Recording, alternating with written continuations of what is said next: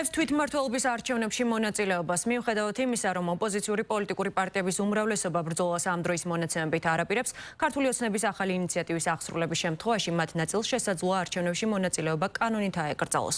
მმართველმა გუნდმა ნაციონალური მოძრაობისა და მასთან აფილირებული პარტიების არაკონსტიტუციურად გამოცხადების მიზნით შესაბამისი პროცედურები უკვე დაიწყო. თავად ნაციონალურ მოძრაობაში თვითმმართველობის არჩევნების თემას ქართული ოცნების პროპაგანდის გაგრძელებას უწოდებენ და ამბობენ, რომ დღევანდელი ხელისუფლების რეალური ალტერნატივა თავად არიან. ლიზით ჩიმჩიურის რეპორტაჟი.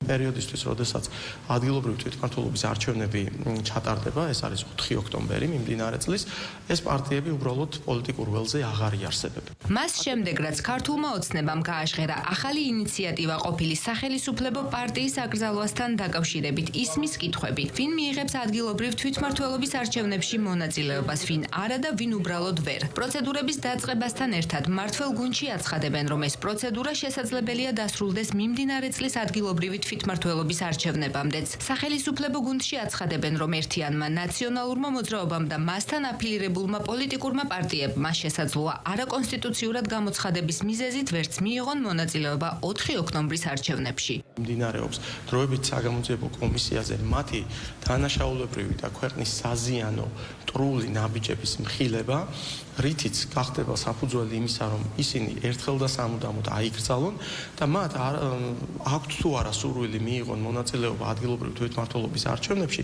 ეს მათ ნებაზე არ არის დამოკიდებული.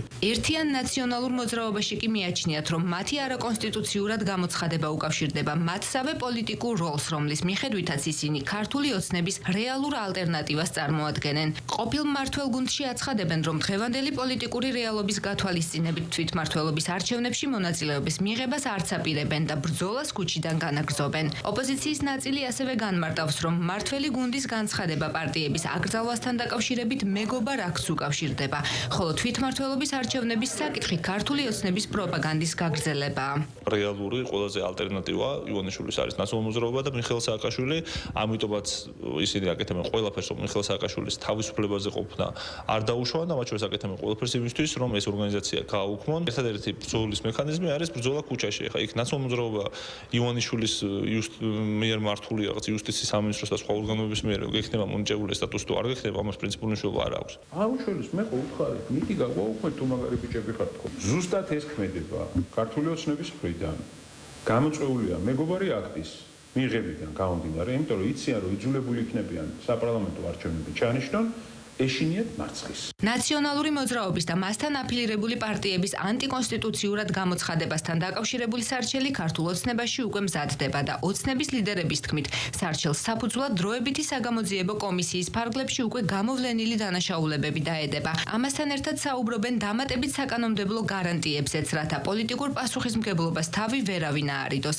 აღნიშნულ საკითხს ეხმაურებიან ხალხის ძალაშიც, სადაც კონკრეტულ ვადებზეც ამახვილებენ ყურადღებას. ერთ-ორ თვეში ალბათ სავარაუდოდ დავასრულებთ ამ კომისიას, მეტი ვადა არც აქვს კომისიას და ამის შემდგომ, რა თქმა უნდა, პროცედურები დაიწყება, დარწმუნებული ვარ, იმდენად მტკიცებულება გვექნება დასკვნაში ნაციონალურ მოძრაობის როგორც რეჟიმის გაუქმების, პარტიის გაუქმების და არჩევნებამდე სამართლებრივად შეიძლება ვერც მიაღწიოს ნაციონალურ მოძრაობამ და მისმა სატელიტებმა. არის მთელი რიგი კონკრეტული მიმანიშნებელი ფაქტორები, რაც შეიძლება საქართველოს საკონსტიტუციო სასამართლოს მიერ გახდეს პოლიტიკური პარტიის აკრძალვის საფუძველი. დამატებითი საკანონმდებლო გარანტიები ჩდება შესაბამისი პროცესუალური თვალსაზრისით ეს ემსახურება იმ მიზანს, რომ არ დარჩეს ერთგვარი ხვრელები კანონმდებლობაში, რომლითაც შეეცდებიან უკვე ნაცმოძრაობის შვილობილი პარტიები რაღაცნაირად გაექცნენ პოლიტიკურ პასუხისმგებლობას. ადგილობრივი თვითმმართველობის არჩევნებამდე დაახლოებით 6 თვე რჩება, როგორ განვითარდება მოვლენები, ვინ ჩაერთვება საარჩევნო მარათონში და ვინ არ, ან ვერ მიიღებს მონაწილეობას. ამ დროისთვის უცნობია.